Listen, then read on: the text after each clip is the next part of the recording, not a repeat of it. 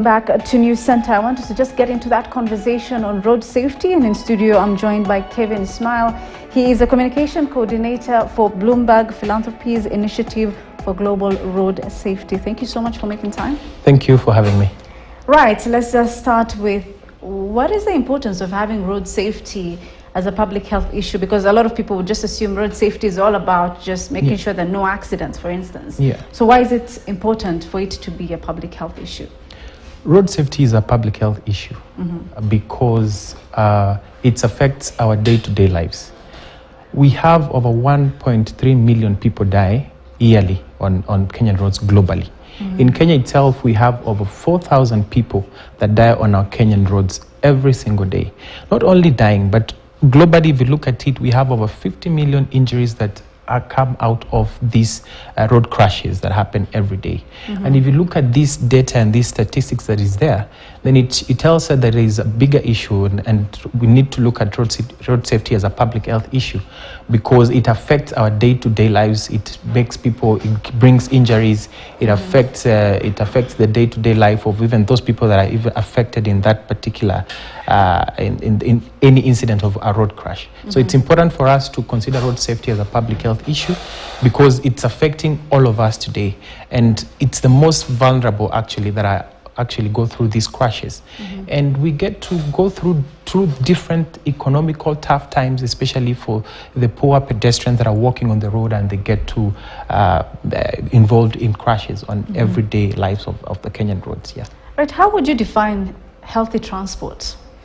Healthy transport is whereby we will be able to have roads, safe streets that accommodate all road users.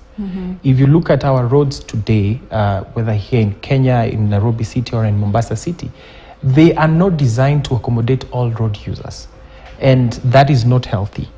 And for us to be able to ensure that we have safer roads and safer streets for everyone, we need to do what we call road dieting, whereby we are able to create safe spaces for the people that are walking, the cyclists, the pedestrians, and everyone. You said road dieting? Yes.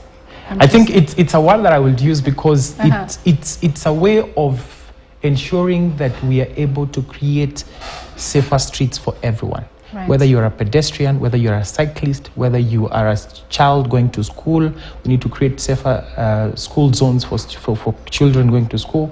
So it's important for us to ensure that that is the direction we want to take as a country, for us to be able to achieve safer streets and also just solve the issue of road crashes that we experience each and every day on our Kenyan roads. Like for instance, for like school children, there's like the zebra crossing, and you mean also like cyclists do have their own path. Is that what you mean? Yes, ideally that's what we should be having. But if you look at our Kenyan roads today, there is currently, we are experiencing and seeing a little bit of improvements, but like a city like Mombasa, there is much more that needs to be done.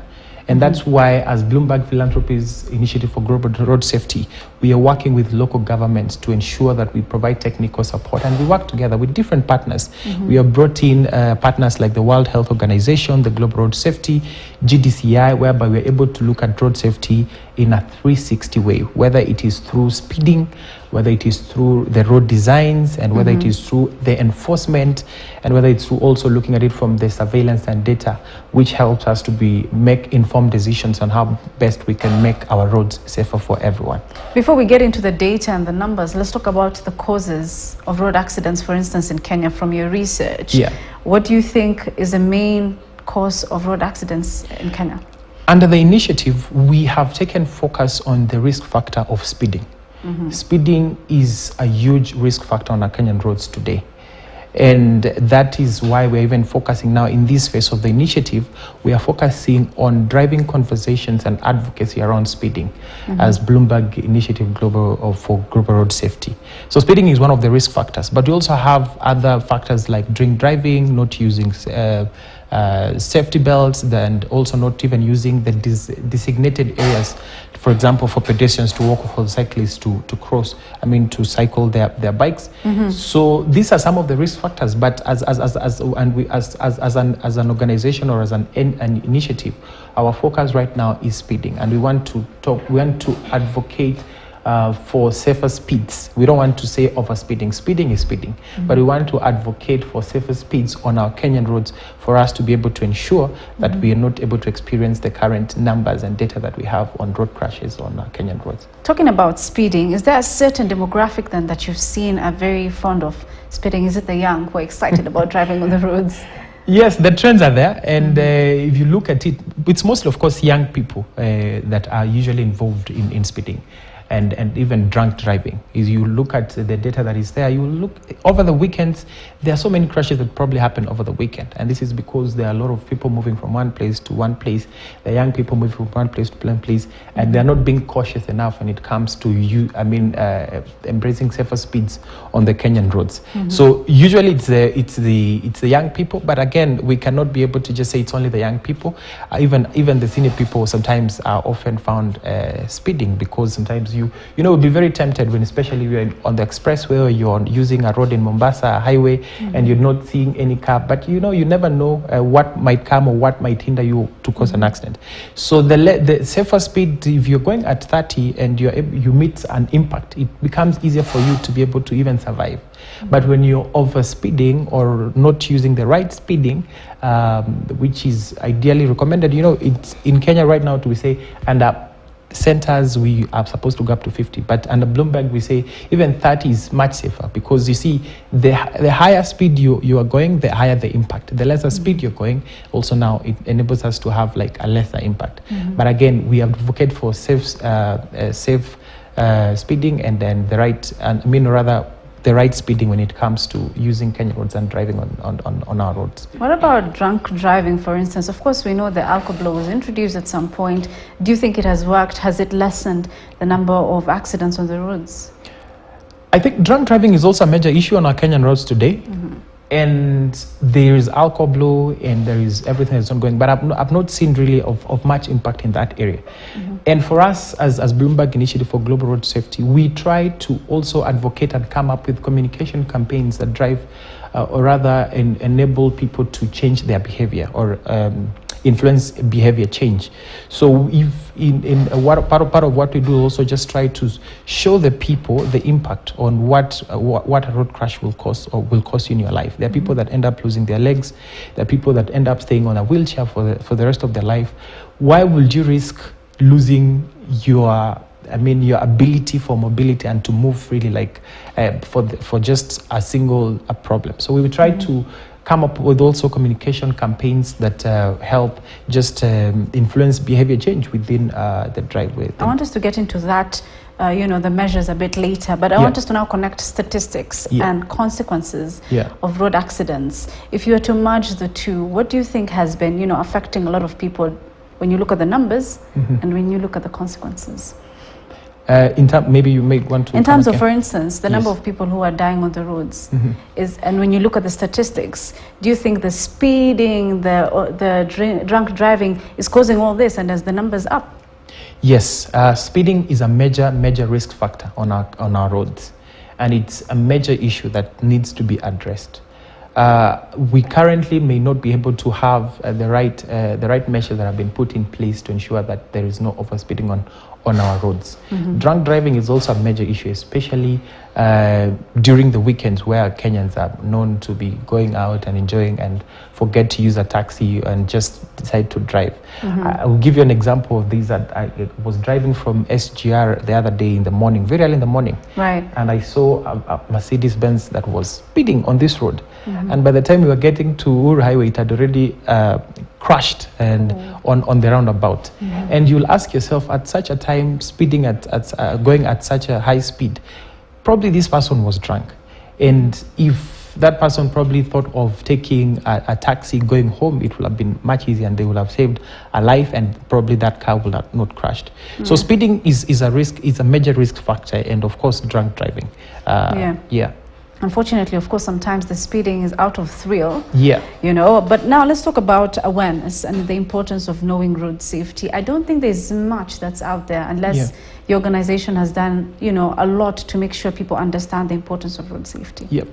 The Bloomberg Initiative for Global Road Safety is a global initiative. Mombasa County was recently selected as one of the 27 cities globally to participate in the initiative.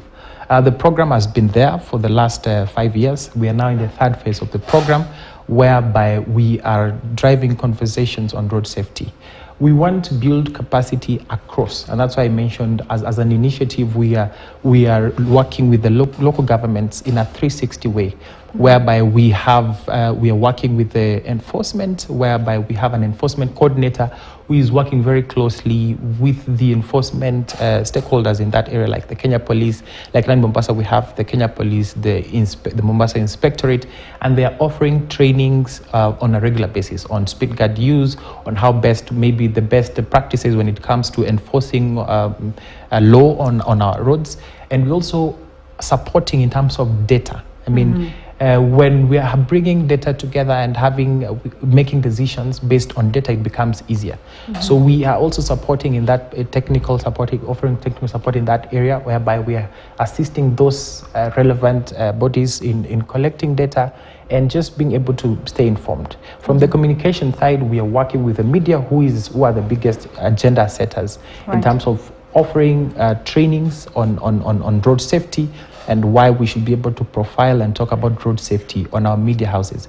And I think if we're able to have that conversation in our media spaces, we will be able to shape the conversations and probably influence behavior change within our society today.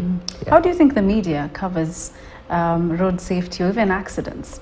It's quite interesting. We had a workshop with the Mombasa media last week, and we were looking at how we cover road crashes. We actually don't call it accidents, it's a crash. Road crash, okay. Good to know. And just look at the headlines. It's an event. 10 people killed, 30 people die. I mean, Abbas, 10 people have died from an accident. If you look at the headlines, either in the newspaper or on TV, those are the headlines you see. But how about we change the perspective of reporting and tell it from the perspective of imagine what your life would look like if you went through such a story, highlighting testimonials of those people that have survived from road crashes, and talking about road safety as a public health issue, and why it is a public health issue, and how it affects even the economy itself, urban mobility, road safety, how it's affecting urban mobility. Those are some of the issues that maybe as the media we should be able to highlight for the Kenyans to be able to understand really that this road safety is actually a pandemic that we're not talking about. Interesting. Yeah. I'm quite curious as a journalist though. You've said no using the word accidents, it's crashes. Yes. What's the difference? You know, an accident they say cannot be avoided, but a crash can be avoided. Interesting. Yeah. And how can it be avoided? Use the safer speed, don't drink and drive, use a safety belt, and such measures. Yeah. So that's why we advocate for the right for the use of the word crash and not accident. And it's important also for us to be able to highlight such incidents, because if you also look at it, we need to report road safety from a whole different, we need to shift our paradigm on how we report on matters road safety, because a lot of people are dying on the road, a lot of people are suffering. With this tough economy, a lot of people out here are not even able to provide. Imagine you're the only breadwinner in your family and you're involved in an accident and you probably never walk, or you have lost your legs or your hands. That changes everything in that family. And that's why it's a big thing. Look at the numbers that are there. 50 million people globally every year get injuries from these road crashes. 1.3 million die every single year. In Kenya itself, over 4,000 people. And on these 4,000 people, 40% of these people are pedestrians. So it's a big issue, and it's a conversation that we need to have on every single day for us to see that there is change within our society and within our communities when it comes to advocating for road safety. You know, the numbers sound a bit scary actually when you talk about it. Do you think there's just a lack of discipline generally with people, you know? We can, it's everyone's responsibility to ensure that we promote road safety. I cannot blame it on the media or even the enforcement. Everyone needs to take a personal responsibility in ensuring that they observe road safety, and they also mind the other road users, vulnerable road users like school children, like the hawkers who are on a day-to-day basis. They're out here trying to sell us things and make a living. So I think it's everyone's responsibility to take up the initiative on ensuring that we make our roads safe for everyone. Yeah. What do you think the government has done so far, to make sure that the roads are safe? Well, I may not be able to speak for the government. Not what they're going to do, but like what have they done from your perspective? I think working in Mombasa and working with the county government Mombasa, I've seen there is quite a number of initiatives that have been taken to ensure that we promote road safety within the county. I've talked of the initiative itself, being part of the initiative and us working together collaboratively with the county government of Mombasa is enabling us to be able to identify where the problem is and how best we can be able to resolve that. The workshop that we had with the journalist training is supported by the county government, whereby we bring in the media and the journalists and we are able to talk about this conversation. And through that essence of capacity building within the media space and enabling the media to understand these risk factors and the safe system approaches that we are talking about, then I think it's great progress. I mean, it starts with a conversation. Yeah. Now, from next week, that is from 15th May, it is the UN Global Road Safety Week. Tell us the importance of that. So this is the 7th edition of the UN Global Road Safety Week, and ideally it's a week whereby we are able to create awareness and drive conversations around road safety.